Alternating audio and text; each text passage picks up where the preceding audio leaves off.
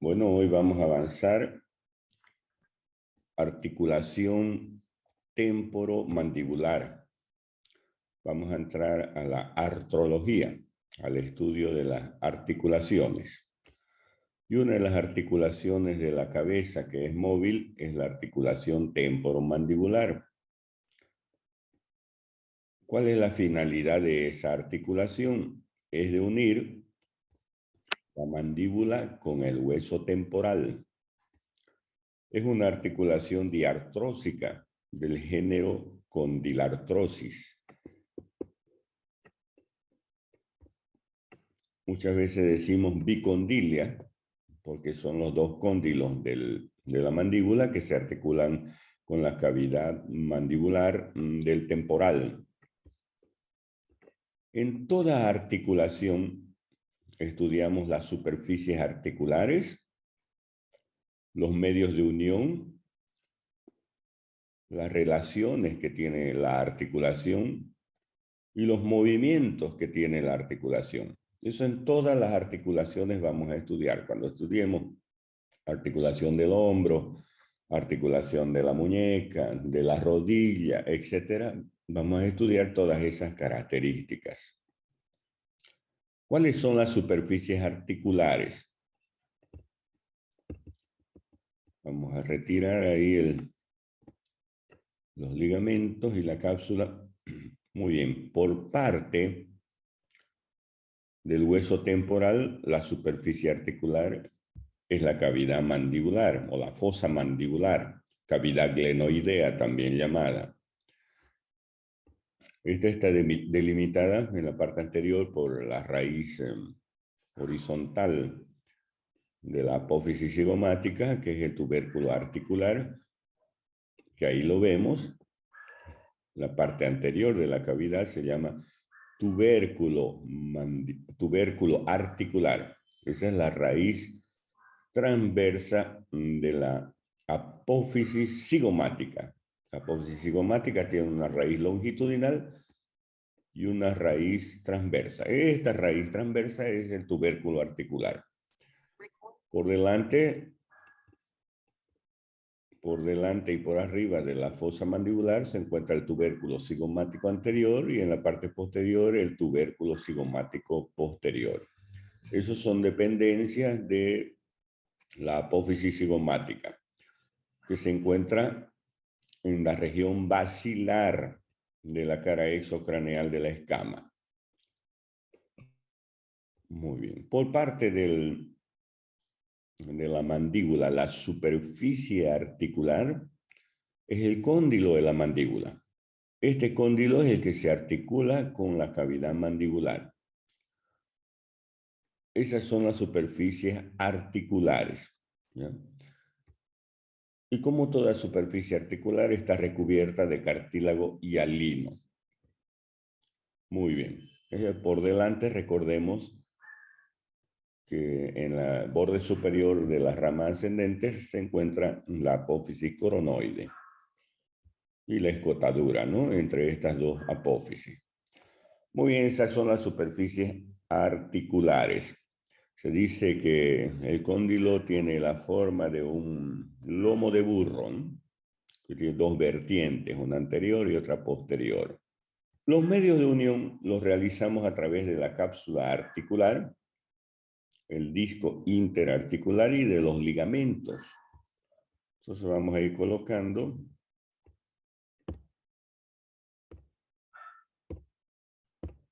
los ligamentos y el disco. Vamos a retirar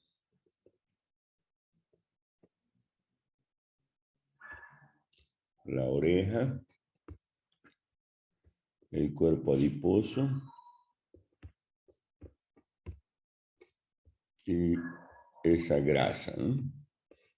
Simplemente nos abocamos a la articulación temporomandibular. Les decía que los ligamentos, que los medios de unión de esta articulación es a través de la cápsula articular, a través del disco interarticular y a través de los ligamentos de refuerzo. ¿Qué es la cápsula?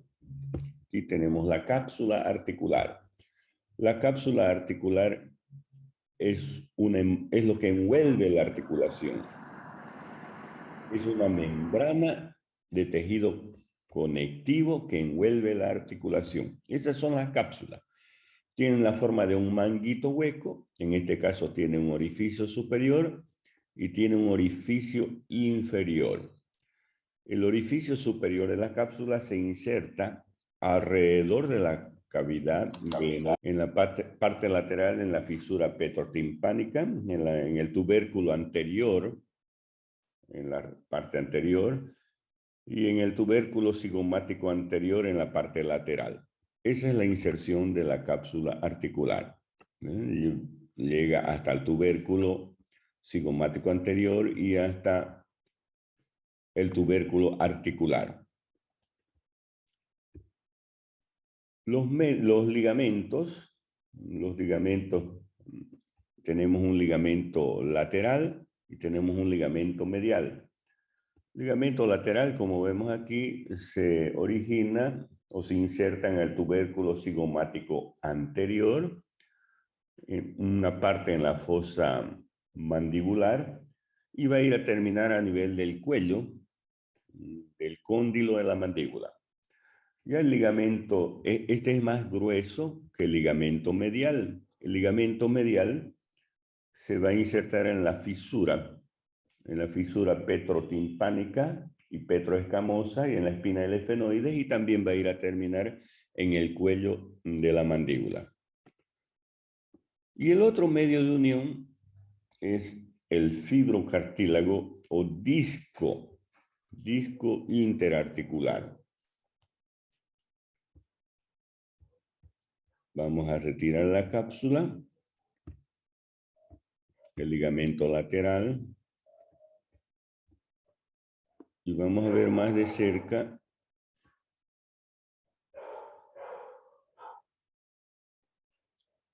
el disco. El disco interarticular. Ahí lo vemos, el disco interarticular. Ahí está. Mejor ahí. Entonces vean ustedes, el disco interarticular es un fibrocartílago que está entre las superficies articulares, entre las dos superficies articulares. Tiene la forma bicóncava. Tiene una parte superior, una cara superior, y tiene una parte inferior o una cara inferior.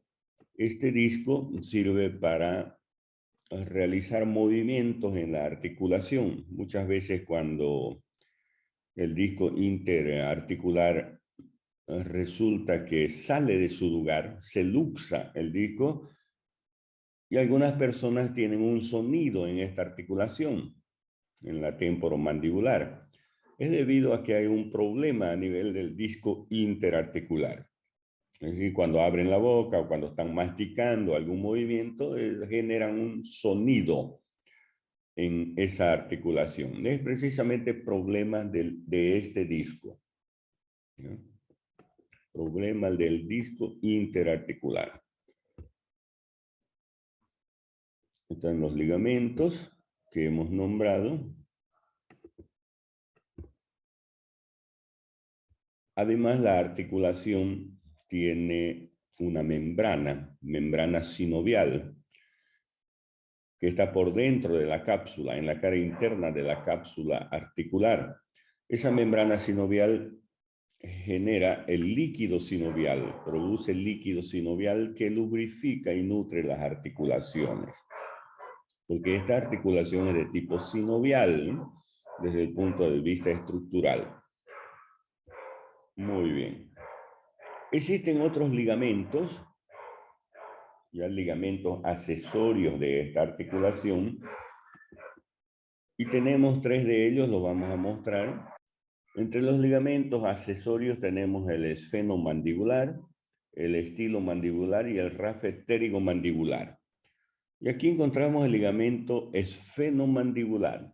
El esfenomandibular es un engrosamiento de la fascia interpterigoidea. Vamos a ver enseguida la fascia interpterigoidea.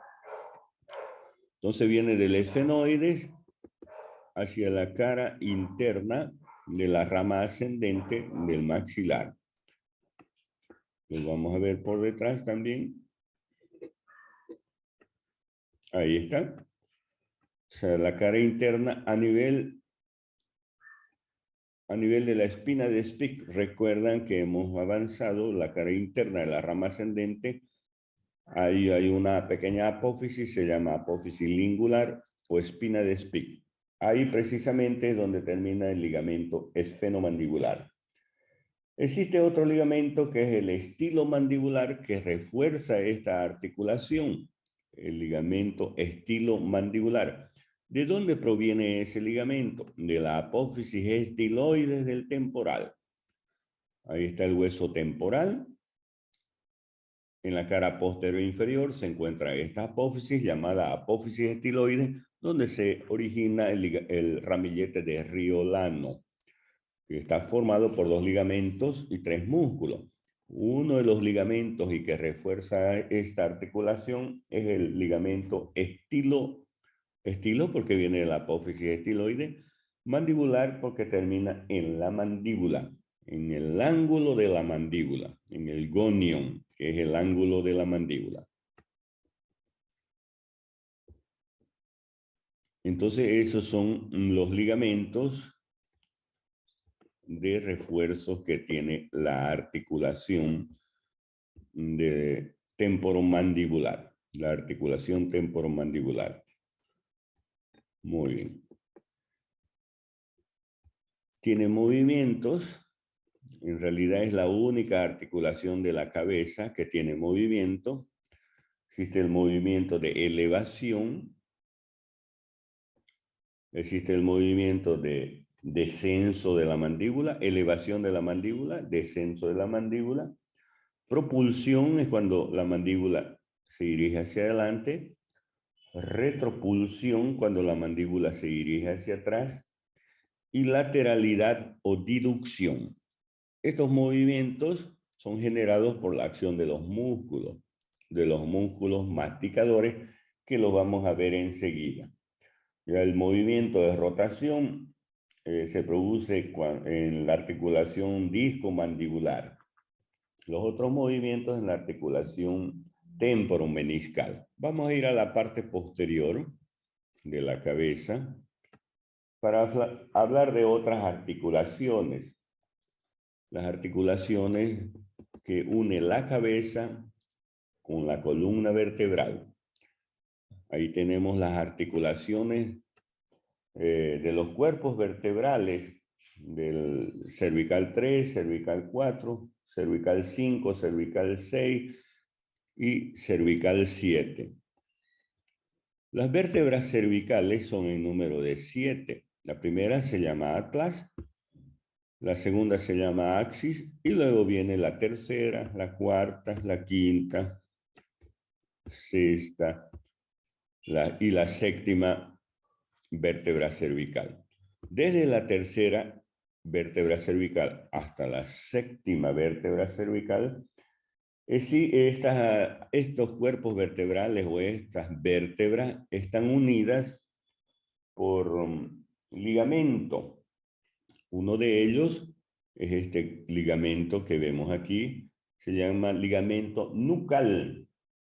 Ni ligamento nucal. El ligamento nucal o supraespinoso proviene del occipital, de la protuberancia occipital externa y de la cresta occipital.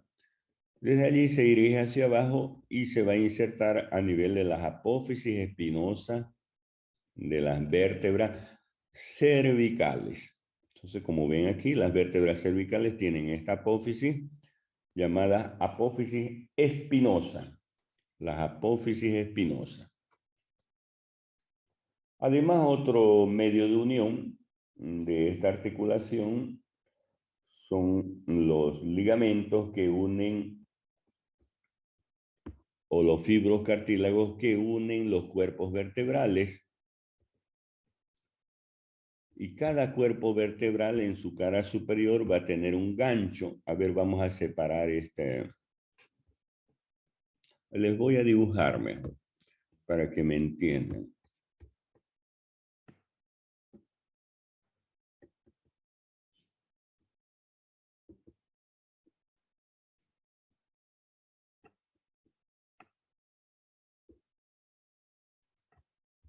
Esa es una vértebra cervical, una de estas, desde la tercera hasta la séptima. En su parte superior se encuentran unos ganchos o apófisis semilunares en la parte superior del cuerpo de la vértebra. Esto es el cuerpo. Y aquí lo representamos también el cuerpo, ¿no? En la parte superior, los ganchos o apófisis semilunares, que se articulan con la siguiente vértebra, ¿no? Así de esa forma. Aquí hay otros ganchos, la otra vértebra, y luego viene otra vértebra y se articula ahí, ¿no? En los ganchos. Y así sucesivamente, ¿ya? Esta articulación se llama articulación uncovertebral. Uncovertebral. La articulación de los cuerpos vertebrales con sus ganchos o apófisis semilunares. Esa es la articulación uncovertebral.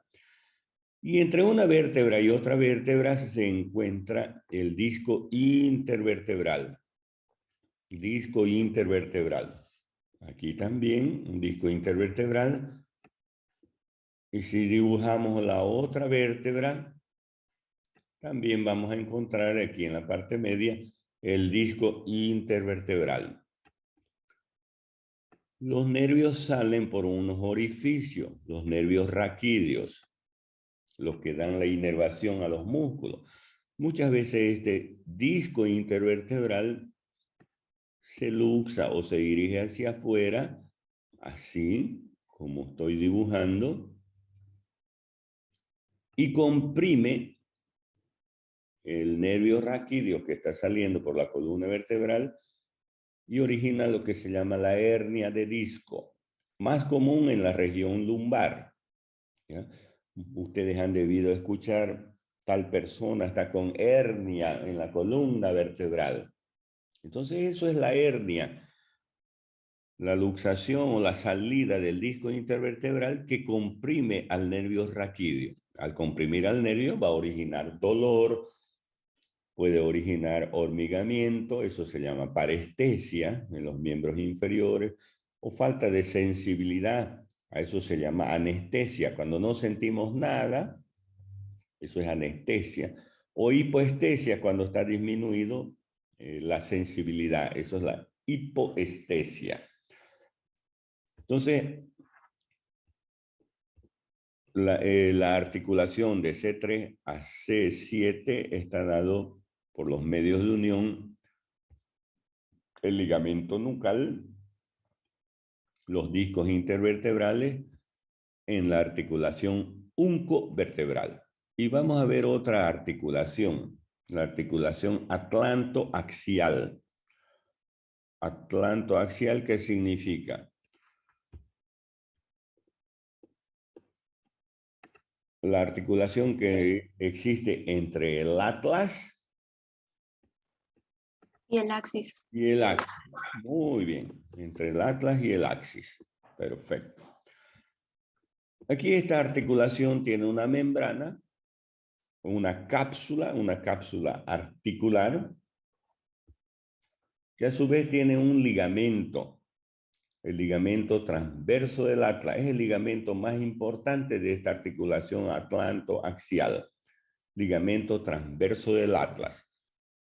Lo vamos a ver ese ligamento. Vamos a acercarnos ahí.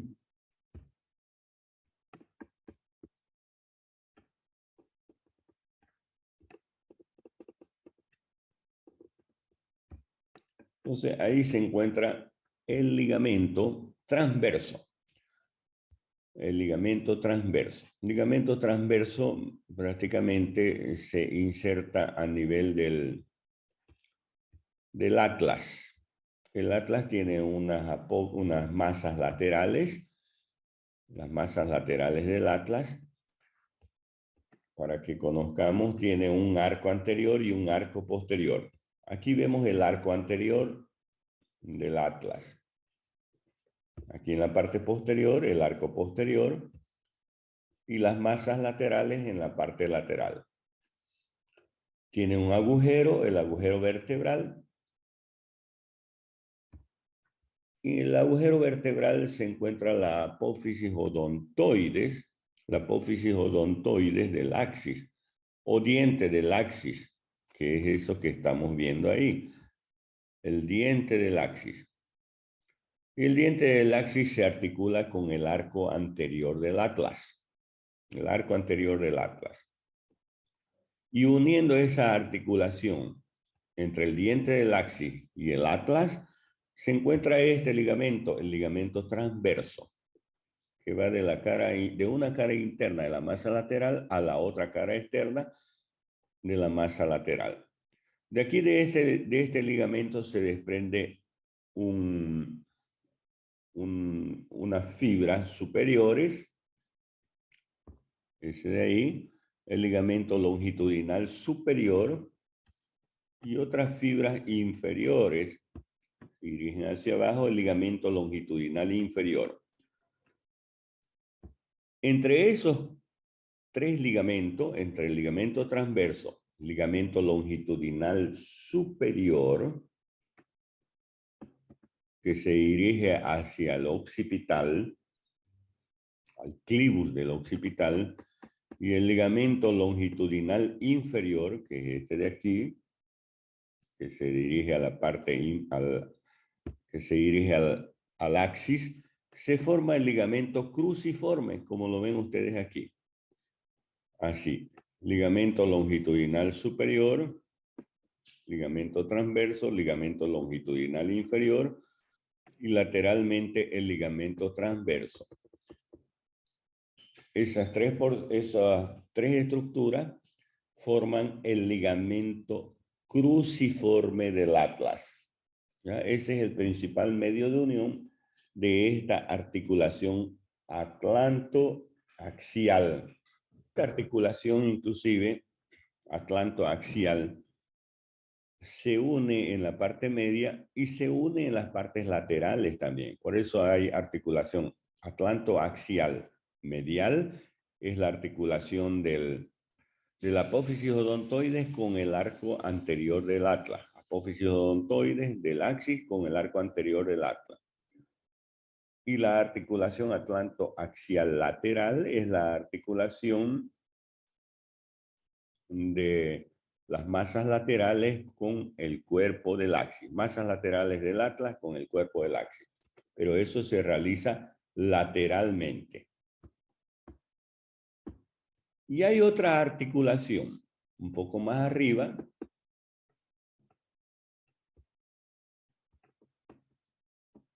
ya es la articulación del atlas con el occipital. Vamos a acercarnos un poquito más. ¿Cómo se llamaría esa articulación del atlas con el occipital? Atlanto-occipital. Muy bien. Articulación atlanto-occipital. Esta articulación entre el atlas y el occipital es una condilar, ¿no? Los cóndilos del occipital. ¿Cuáles son las superficies articulares?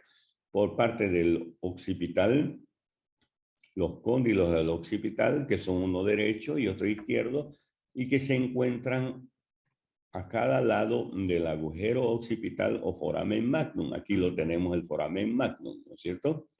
Recuerden que el foramen magnum, o por delante y por detrás de los cóndilos, por delante y por detrás existen unos orificios. En la parte posterior, el agujero condilio posterior, que está por detrás del cóndilo, que pasa una vena emisaria. Pero este orificio anterior es muy importante, el agujero condilio anterior, por donde pasa el nervio hipogloso. Sale del cráneo el nervio hipogloso o 12º par craneal, el hipogloso mayor o simplemente hipogloso. Muy bien. Eso recordando un poquito. Ahora vamos de nuevo a la articulación atlanto-occipital. Entre los medios de unión tenemos la cápsula articular. ¿Qué es la cápsula? Es una membrana de tejido conectivo que envuelve las articulaciones o rodea las articulaciones. Ahora, ¿y qué forma tiene? Forma de un manguito hueco. En este caso, tiene un orificio superior y un orificio inferior. El orificio superior se va a insertar alrededor del cóndilo del occipital. Alrededor del cóndilo, de la superficie articular del cóndilo del occipital. Y el orificio inferior se va a insertar alrededor de la superficie articular o cavidades glenoideas del atlas. Las cavidades glenoideas se articulan con los cóndilos del occipital. Esos son los medios de unión. Y existen los ligamentos. Existen ligamentos que unen la articulación. ¿Ya? Existen los ligamentos mediales y los ligamentos laterales. Ligamentos mediales y ligamentos laterales. Existe una membrana que une la articulación atlanto-occipital, que es la que estamos viendo aquí. Se llama membrana atlanto-occipital. Atlanto-occipital, que va desde el occipital hasta el atlas, ¿no? Va al arco anterior del atlas y al arco posterior del atlas. Desde el occipital al arco anterior y al arco posterior del atlas. Eso es un medio de unión de esta articulación atlanto-occipital. Es esta gruesa membrana que tenemos que se llama membrana atlanto-occipital. Otra articulación que tenemos en esta región es la articulación del hueso occipital con el axis. ¿Cómo se llamaría esa articulación entre el hueso occipital y el axis? ¿Ligamento atlantoaxial? No, la articulación entre el hueso occipital y el axis, ¿cómo se llamaría? ¿Occipito axoidea u odontoidea? Occipito odontoidea. Muy bien. Occipito odontoidea. U occipito axial también. ¿Ya? Muy bien. Entonces, ¿cuál es la finalidad de unir, o esta articulación tiene la finalidad de unir el occipital con el hueso axis, con el axis? Este es el axis y aquí está el occipital. ¿Y qué va a haber uniendo esta articulación? Ligamentos. Ligamentos. Uno de los ligamentos que une esta articulación es la membrana tectoria. Es una membrana fibrosa que se extiende de la región basilar del occipital. Recuerdan que el occipital tiene su apófisis en la parte anterior, por delante del agujero occipital, que se llama apófisis basilar. Basilar porque forma parte de la base del cráneo, ¿no? Y que es la que se articula con la cara posterior del cuerpo del esfenoides. Y esa membrana tectoria, que se dirige desde la apófisis basilar por delante del agujero occipital, se va a dirigir a los cuerpos de las vértebras segunda y tercera vértebra cervical. Segunda y tercera vértebra cervical. Ese es el medio de unión, uno de los medios de unión de esta articulación entre el occipital y el axis. Existen otros medios de unión, lo vamos a ir viendo, vamos a aislar ya, ocultar la membrana, que son los ligamentos alares. Los ligamentos alares que se dirigen desde la parte interna de los cóndilos del occipital hacia el diente del axis. Y existe otro ligamento, vemos aquí, que es el ligamento del vértice del diente del axis. Ligamento del vértice. Va precisamente desde el vértice del diente del axis. Este es el diente del axis, Desde su vértice se dirige hacia el reborde anterior del agujero occipital. Ven ustedes entonces la unión de esta articulación occipito-odontoidea se hace a través de la membrana tectoria, a través de los ligamentos alares y a través del ligamento del vértice del diente del axis. Muy bien. Y entre estas articulaciones se generan movimientos. Nosotros podemos flexionar la cabeza y extender la cabeza, ¿no es cierto? La flexión y la extensión de la cabeza se realiza en la articulación atlanto-occipital, al igual que la inclinación lateral en la articulación atlanto-occipital. Pero el movimiento de rotación, es decir, cuando decimos no,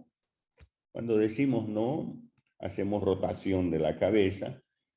Ese movimiento se da ya en la articulación atlantoaxial, entre el atlas y el axis, donde el diente del axis rota sobre el arco anterior del atlas, a la parte de miología. La miología. Miología es el estudio de los músculos. Y vamos a ver los músculos que existen en la cabeza, ¿no? Y vamos a hablar de los músculos de la cabeza que se dividen en dos: músculos masticadores y músculos faciales.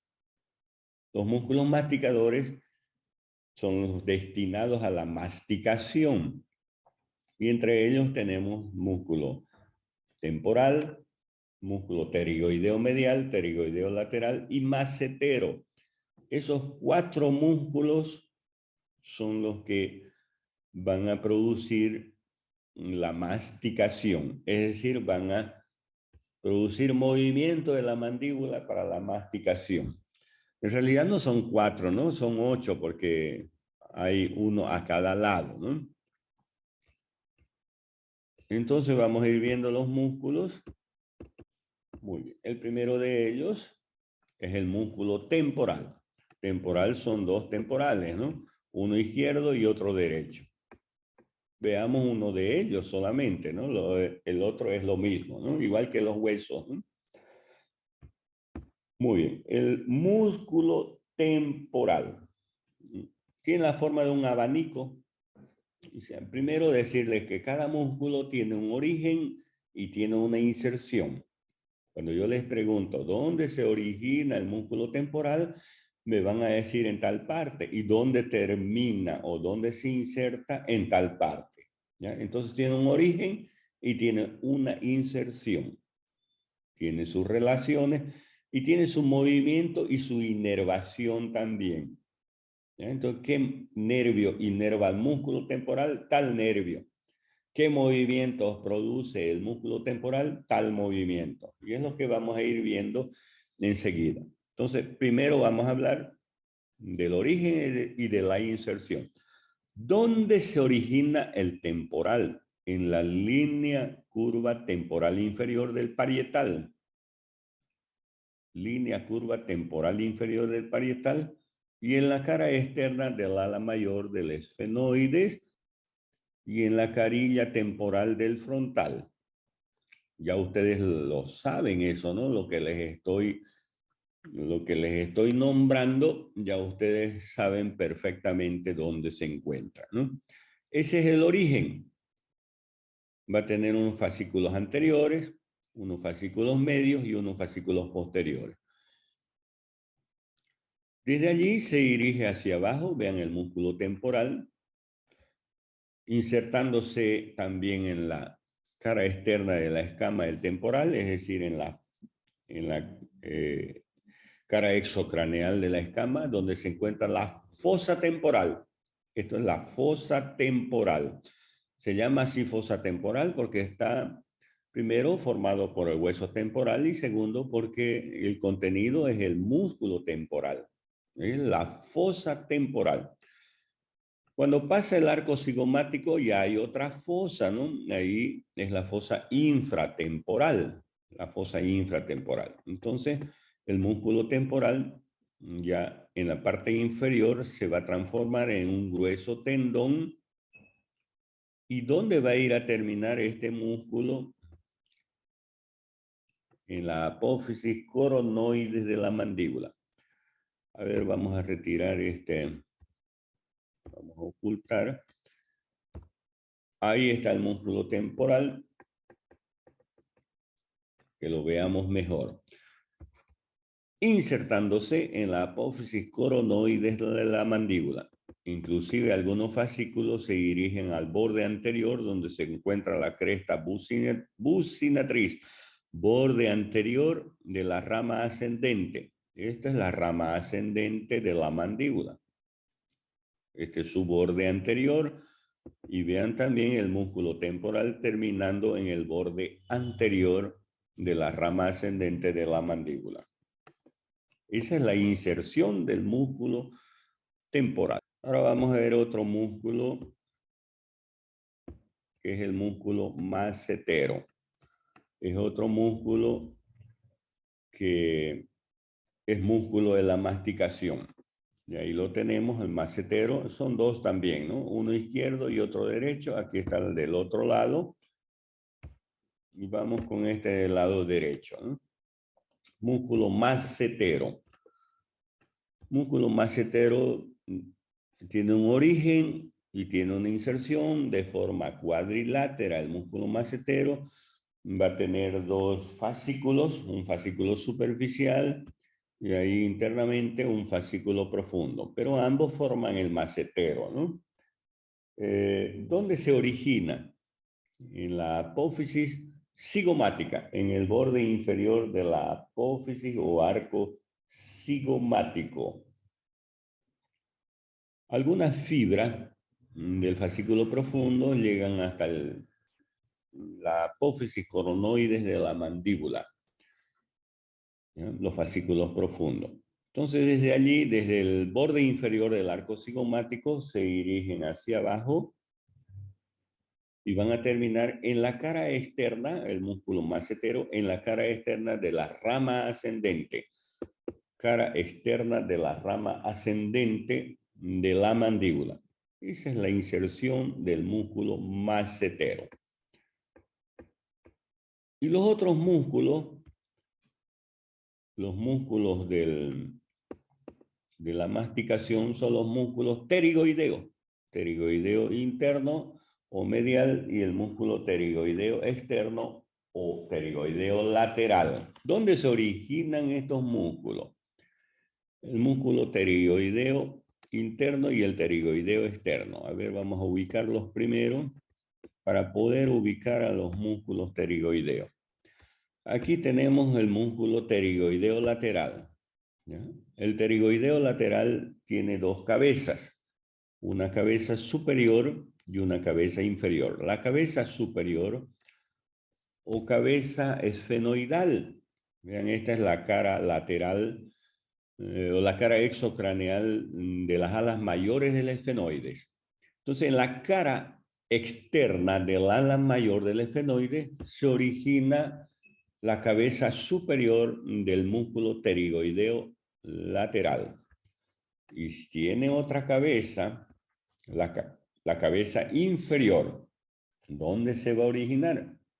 Se llama cabeza pterigoidea, porque se origina en la cara externa del ala externa de la apófisis pterigoide. Y esas dos cabezas se van a unir, unidas, así, van a ir a terminar en la parte interna del cuello del cóndilo de la mandíbula.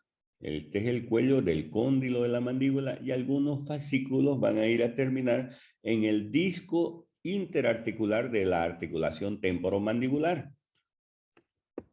Vean, ahí está el disco de la articulación temporomandibular, y ahí está yendo a terminar también, como lo ven ustedes, el músculo pterigoideo lateral. Ahí, la cabeza superior del pterigoideo lateral, la cabeza inferior o esfenoidal, inferior o pterigoidea y superior o esfenoidal. Y ahí, en el cuello del cóndilo de la mandíbula y en el disco interarticular de la ATM, de la articulación temporomandibular. Retiramos ahí y solo vemos el músculo, ¿no? Muy bien. ¿Y cuál es el pterigoideo medial? El pterigoideo medial, vamos a verlo enseguida. Ahí ya vemos el músculo pterigoideo medial. ¿Dónde se origina el músculo pterigoideo medial?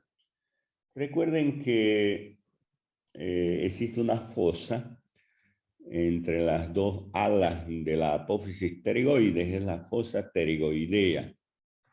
Ahí se está originando este músculo, el músculo pterigoideo medial. Y también en la apófisis piramidal del palatino. Recuerdan que la apófisis pterigoide tiene una escotadura, la escotadura pterigoidea. Y quien ocupa la escotadura pterigoidea es la apófisis piramidal del palatino. Entonces también se está originando, porque por debajito de la fosa pterigoidea está la escotadura y estaría la apófisis piramidal del palatino. Ahí también se está originando este músculo pterigoideo. Desde allí se dirige hacia atrás, hacia abajo y hacia afuera y va a ir a terminar en el ángulo de la mandíbula, en la cara interna de la rama ascendente del ángulo de la rama ascendente de la mandíbula. Se llama ángulo de la mandíbula. La unión del borde posterior con el borde inferior de la rama ascendente forma el ángulo de la mandíbula, donde hay un punto craniométrico que se llama gonión. Gonión es ángulo, ¿no? Entonces ahí es el pterigoideo. Entonces ya tenemos, vean, las inserciones, el origen y las inserciones de los músculos masticadores. ¿Y cuál es la función de los músculos? Son los que van a producir elevación, descenso, propulsión, retropropulsión y lateralidad o diducción de la articulación temporomandibular. ¿Cuáles son los músculos que producen elevación de la mandíbula, que elevan la mandíbula? Ahí tenemos el músculo temporal y el músculo macetero y el músculo pterigoideo medial. Son los que elevan la mandíbula. Luego tenemos los músculos, el músculo pterigoideo lateral. Músculo pterigoideo lateral, cuando se contrae uno, lleva hacia los lados la mandíbula. Eso se llama movimiento de lateralidad o diducción. Y cuando se contraen los dos, llevan hacia adelante la mandíbula. Quien lleva hacia atrás la mandíbula o retropulsión es los fascículos posteriores del temporal. Y veamos entonces esos movimientos.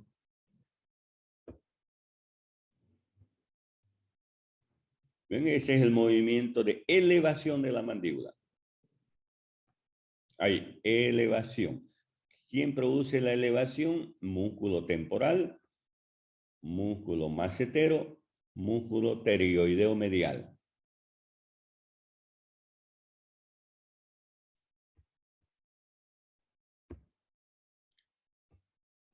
Retracción de la mandíbula o llevar la mandíbula hacia atrás, el fascículo posterior del músculo temporal. Hacia atrás, retracción o retropulsión, también llamado, llevar la mandíbula hacia atrás, y vean cómo se mueve la articulación temporomandibular por la acción de estos músculos, del músculo temporal, en este caso de su fascículo posterior. Y aquí va a estar el disco intervertebral que prácticamente va a coordinar los movimientos que existen en esta articulación. Y va a evitar el choque entre los huesos, ¿no? Y vean ustedes cómo, si nos concentramos aquí en la parte basilar de la cara exocraneal de la escama del temporal, hay dos tubérculos, tubérculo cigomático anterior y tubérculo cigomático posterior, y el tubérculo articular. Vean, esas tres estructuras van a evitar que el cóndilo de la mandíbula se luxe, porque vean, cuando existe el movimiento, prácticamente hay la raíz transversa de la apófisis cigomática, evita, que es el tubérculo articular, ¿no? Evita juntamente con el tubérculo cigomático anterior y el tubérculo cigomático posterior, evita que se luxe la articulación o el cóndilo de la mandíbula, ¿no? El cóndilo de la mandíbula. Además tiene ligamento que también evita que se luxe. Luxe es que salga fuera de su lugar, ¿no? Eso se llama luxación. Es la incongruencia articular. ¿Ya? Entonces los ligamentos y la cápsula articular también son medios de unión, evitando la luxación de la articulación. Pero muchas veces se luxa. Algún movimiento exagerado se luxa, sale fuera de su lugar. Entonces hay que bajar la mandíbula con los dedos y llevarla hacia atrás para colocarla a su posición. Ese es el método de reducción de esta articulación. Entonces vean ustedes movimientos, ¿no? Muy bien, los músculos faciales, también llamados músculos de la mímica facial. Músculos de la mímica facial. Y existen músculos que se encuentran alrededor del globo ocular. Son los músculos de los párpados y de la ceja. Existen músculos que se originan o se encuentran alrededor de las fosas nasales. Músculos nasales o músculos de la nariz. Y músculos que se encuentran alrededor de los labios o de la boca, ya son los músculos labiales. Entonces, así los dividimos a los músculos faciales. Son los músculos que se encuentran alrededor de las aberturas, ¿no? Como ser las fosas orbitarias, fosas nasales y la fosa bucal. Los músculos alrededor de los músculos de los párpados y de las cejas, entre ellos tenemos el músculo occipito frontal. Entonces ahí lo vemos. ¿Por qué se llama occipito frontal? Estamos hablando de un músculo de la región de los párpados o de las cejas, llamado occipito frontal. Se llama occipito frontal porque tiene una porción occipital y una porción frontal. La porción frontal se va a originar en la cara anterior, en la piel de la cara anterior del hueso frontal o de la frente, ¿no? A nivel de la región superciliar y región ciliar. Como son músculos cutáneos, se van a insertar en la piel. Desde allí el músculo frontal se va a dirigir hacia atrás, pero ya no en forma de músculo, en forma de una aponeurosis. Esta aponeurosis se llama galea aponeurótica o aponeurosis epicraneal o capitis. Y se va a continuar en la parte posterior con el músculo occipital. El músculo occipital que se va a insertar a nivel de la línea nucal superior en unas ramas en la cara externa de la apófisis mastoide del temporal. Entonces, esas dos porciones, porción occipital y porción frontal, van a estar unidas a través de la aponeurosis epicraneal. Bueno, entonces retomamos los músculos de la cara, músculos de la mímica facial. Entonces hemos hablado ya del músculo occipito frontal. Luego vamos a hablar de este otro músculo, el músculo piramidal o procerus, o procer simplemente. Es un músculo que se inserta también en la piel. Todos estos son músculos cutáneos. Algunos músculos solo se insertan en los huesos. Entonces este músculo piramidal o procerus que se inserta en el dorso de la nariz y en la piel de la región ciliar, ¿ya? En la piel que cubre el hueso nasal y en el cartílago nasal lateral. ¿Cuál es la acción de este músculo? desciende el ángulo medial de la ceja, músculo depresor o superciliar. Este músculo también tiene un origen en la piel de la región ciliar y de la región frontal y va a ir a terminar en la piel de la ceja, ¿no? En la piel de la ceja. ¿Cuál es la acción de este músculo? El músculo depresor o superciliar. Levanta, eleva la porción medial de la ceja y porción medial y lateral de esta región nasal lateral. Entonces esa es la función que tienen. Principalmente, si decimos en una sola palabra todo eso, desciende la ceja, ¿no? Desciende la ceja. Sigamos viendo los músculos de la región nasal, los músculos de la nariz. Tenemos al músculo nasal que se divide en dos, porción transversa y porción nasal. ¿Dónde se origina la porción transversa del músculo nasal? En la piel del surco nasolabial y en el dorso de la nariz. Aquí es el surco nasolabial y en el dorso de la nariz. Y la porción alar, también en la piel del surco nasolabial, en el ala de la nariz. Esto es el ala de la nariz.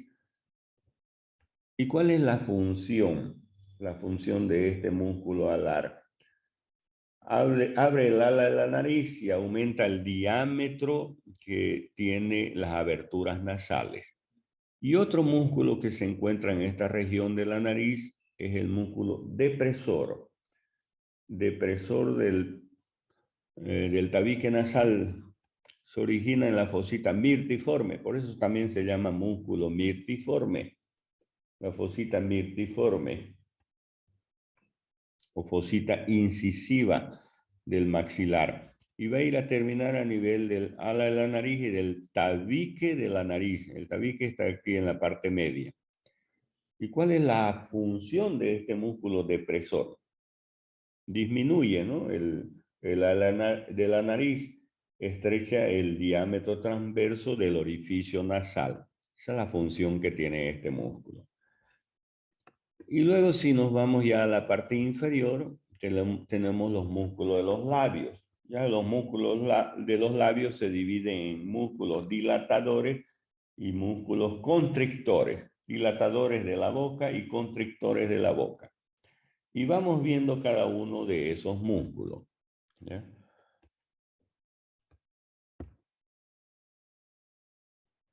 Entonces, primero de ellos, el elevador del labio superior y del ala de la nariz. Es este de aquí.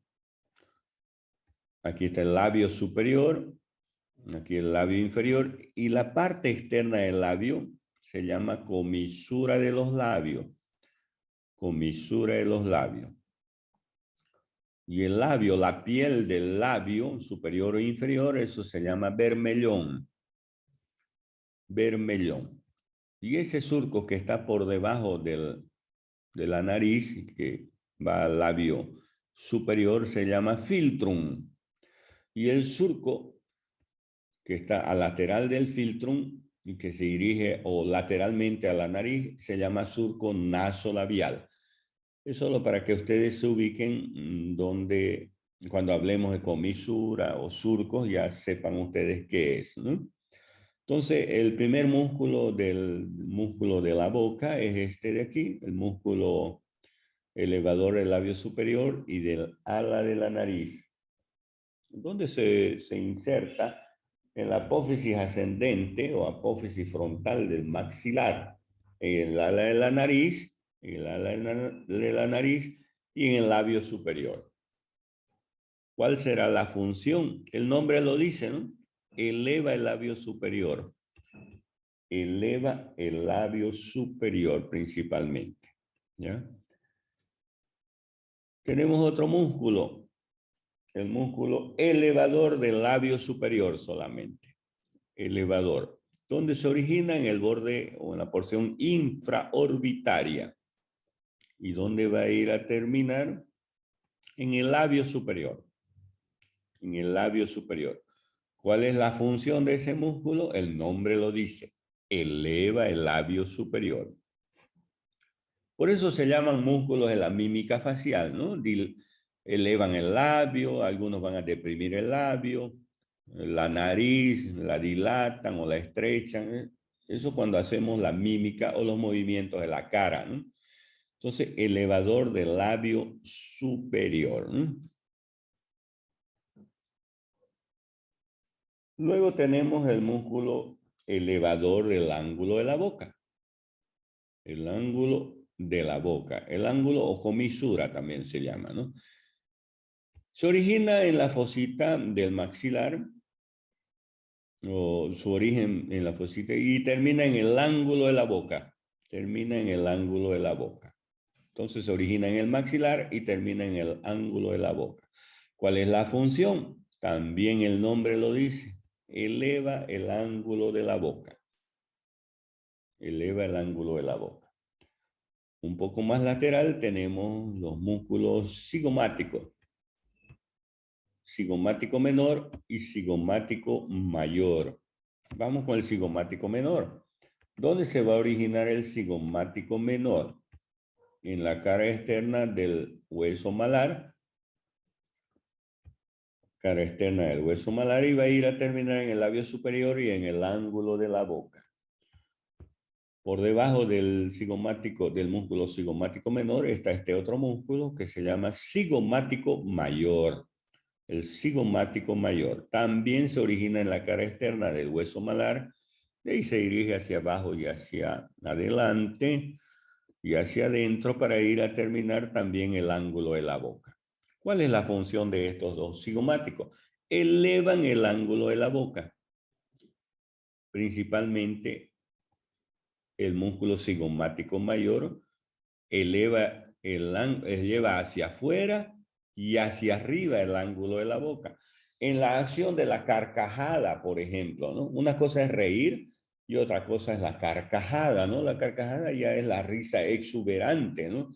Entonces, esta función que ejercen estos dos músculos, principalmente el cigomático mayor, de elevar mucho más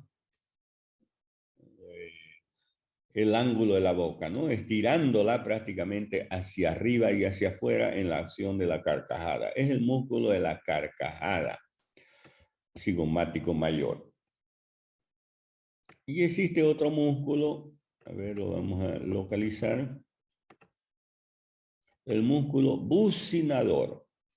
Ahí lo tenemos de color amarillito ahí adentro. El músculo bucinador. ¿Dónde se origina el músculo bucinador? En el rafe pterigomaxilar, en los bordes alveolares del maxilar y de la mandíbula, en la cresta bucinatriz. Recuerdan que la cresta bucinatriz es el borde anterior de la rama ascendente, ahí está la cresta bucinatriz. ¿Y dónde va a ir a terminar este músculo bucinador? En el ángulo de la boca. En el ángulo de la boca. Tiene una particularidad el músculo bucinador, que es perforado por ese conducto que estamos viendo ahí. Y vean cómo lo perfora al bucinador. Se llama conducto parotidio o conducto de Stenon. ¿De dónde proviene ese conducto? Proviene de la glándula parótida. Es una glándula salival, produce saliva. Está por detrás de la rama ascendente del maxilar. Ahí está la glándula parótida. Y la saliva va por este conducto hacia la boca. Conducto parotidio, perfora el músculo bucinador y va a ir a terminar en la boca a nivel del cuello del segundo molar superior. Ya esa es la particularidad que tiene. Además va a estar en relación con esta bola adiposa. La bola adiposa de Bichat, que se encuentra en las mejillas. En las mejillas, ¿no? En los laterales de la boca. En los cachetes, como decimos vulgarmente, ¿no? Muchas veces esta bola adiposa de Bichat es muy exagerada, incluso las mejillas abultan como si estuviera con una bolita de mocochinchi, ¿no? Y muchas mujeres, especialmente al tener porque es antiestético muchas veces, se retiran esa bola adiposa. Se llama bichectomía, la retirada. Pero hay que tener cuidado en el momento de retirar con este conducto, con el conducto de estenón, porque transporta saliva. Imagínense, por estética se retira esta bola adiposa y se lesiona el conducto de estenón, como ya ha sucedido. ¿Y qué es lo que va a salir por aquí si se lesiona el conducto de estenón? Va a salir en la mejilla, va a escurrir, como se dice, saliva, ¿no? La saliva. Y ahí imagínense esa mala praxis, ¿no? Esa negligencia que se ha producido por retirar la bola adiposa de Bichat o bichectomía. Muy bien, esto en relación al músculo bucinador. ¿Y cuál es la función? Alarga la hendidura labial. Tiene esa función de alargar la hendidura labial. Y cuando la boca está distendida, expulsa el aire de la boca, este músculo bucinador. Es el músculo del silbador, ¿no? Eso es lo que expulsar el aire de la boca en la acción de silbar. O el músculo del trompetista también se llama, la acción del bucinador, porque expulsa el aire de la boca en la acción del trompetista, ¿no es cierto? El músculo frontal, vamos a volver un poquito aquí al músculo frontal cuando estamos hablando de la acción. Cuando se contrae el músculo frontal produce unas arrugas en la frente, unas arrugas transversales. Muy bien. Sigamos viendo los músculos de la boca, ¿no? Ya hemos hablado de los músculos elevadores y los cigomáticos y el músculo bucinador. Hay otro pequeño músculo que es inconstante, que también lo vemos en el ángulo de la boca, que muchas veces no se lo encuentra, es el músculo risorio. El músculo risorio. Músculo risorio o risorio de Santorini es un músculo que viene de la región maceterina hacia la comisura de los labios. ¿Ya? Ahí tenemos el músculo risorio de la región maceterina. Este es el músculo macetero, ¿no? Que hemos visto hace un momento, el músculo masticador. La región maceterina hacia la comisura de los labios, ¿no? Hacia la comisura de los labios. ¿Cuál es la función? Como su nombre lo indica, risorio, produce la risa, ¿no? Porque lleva hacia afuera la comisura de los labios. Es un músculo superficial, delgado, ¿no? Muy bien, sigamos viendo los músculos. Tenemos ya en la parte inferior de la boca el músculo depresor del ángulo de la boca. Músculo depresor del ángulo de la boca. Este músculo se origina a nivel del tubérculo mentoniano y en la línea oblicua externa de la mandíbula y se dirige hacia la comisura de los labios. ¿Cuál es la función? Desciende el ángulo de la boca. Cuando estamos tristes o queremos hacer una expresión de tristeza, descendemos el ángulo de la boca, ¿no es cierto? Y existe este otro músculo que es el músculo depresor del labio inferior, o músculo cuadrado del mentón también se llama. También se origina en la línea oblicua de la mandíbula y va a ir a terminar en la porción media del labio inferior. ¿Cuál es la función? Desciende el labio inferior, ¿no es cierto? Desciende el labio inferior, su nombre lo indica, depresor del labio inferior. Y hay otros músculos que es el músculo mentoniano, también llamado borla del mentón. El músculo mentoniano que se origina en la fosisa incisiva de la mandíbula y termina a nivel del mentón, ¿no? Termina a nivel del mentón. Eleva y protruye el labio inferior. eleva y existe un músculo accesorio aquí que muchas veces origina una pequeña depresión en el mentón. Algunas veces decimos, esa persona tiene como un huequito aquí en el mentón, un músculo accesorio del mentoniano, ¿no? No está en todas las personas, ¿no? No está en todas las personas. Y también tenemos este otro músculo. Ya son los músculos orbicular de la boca. El orbicular de la boca ya es un músculo constrictor de la boca. Tiene una porción periférica, ahí está la porción marginal o periférica del músculo orbicular de la boca u orbicular de los labios. Esa es la porción periférica. Y tiene una porción labial o porción central, donde se inserta la porción periférica. La porción periférica se inserta en la piel, que está por encima del labio superior. Algunas fibras son reforzadas por músculos que provienen, músculos en la vecindad, como el músculo bucinador, el músculo depresor de la boca, el elevador del ángulo de la boca.